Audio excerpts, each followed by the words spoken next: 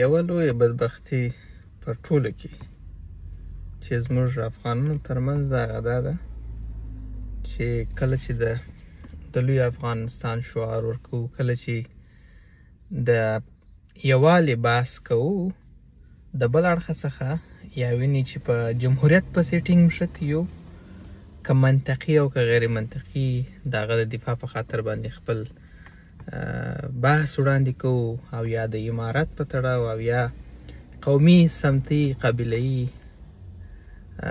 مسایلو ته همیشه لمن وو. د بل اړخه څخه چې بیا کښېنو، بیا تر موږ پوهه هوښیار او وطن دوسته خلک نشته. حتی په لوستي او نالوستي قشر کې دا موضوع ډیره لیدل کېږي.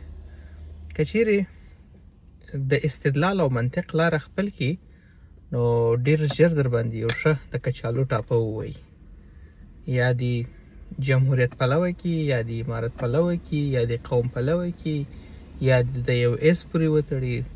او که دا ټولې لارې ورباندې وتړل سوي، نو یوه اسانه او عادي ټاپه دا ده، که د چا په خوښه دې خبرې ونه کړي، نو ډایرکټ د دین د چارچوکاټه باسي. یو نیم وخت په دې پښیمانه سم چې دا بعضې دوستانو سره په مجلسو کې ونډه اخلم. هغه ځکه چې کله چې د منطقه څخه، د استدلال څخه یو څوک خامي ته ولیږي، نو ډایرکټ بیا هغسې مسایل رامنځته کوي چې په هغه کې د ټولو افغانانو توهین دی.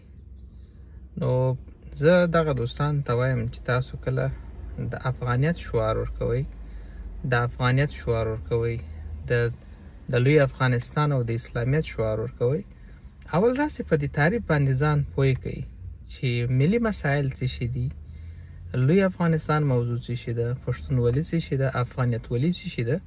که چیرې موږ غواړو چې داسې یو فکر ولرو، نو اسانه خبره دا ده چې اول تر ځینې مسایلو به بیا تېرېږو، تر قومي مسایلو به تېرېږو، تر ژبني مسایلو به تېرېږو. بیا نو هغه څه چې افغانان سره په یو کمبله راټولوي، هغه مسایل چې افغانان سره کښېنوي، هغه ته بیا اولویت ورکوي. دا کوچني کوچني جزئیات تاسو ولې بیا ورته رامنځته کوئ؟ پرېږدئ چې هغه خلک چې تعصب لري، هغه د خپل تعصب وکړي، ولې واقعیت دی.